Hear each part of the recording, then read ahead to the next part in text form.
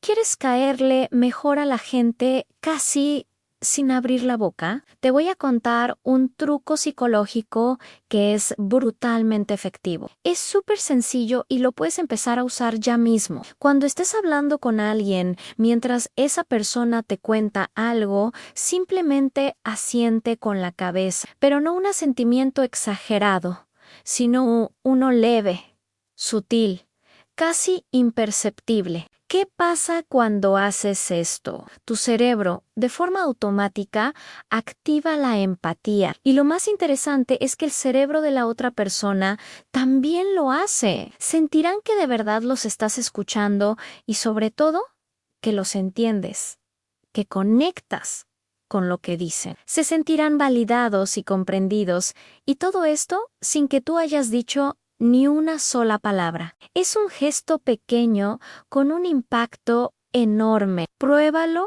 la próxima vez que hables con alguien y verás la diferencia. Gracias por ver este video. No olvides suscribirte para más consejos como este.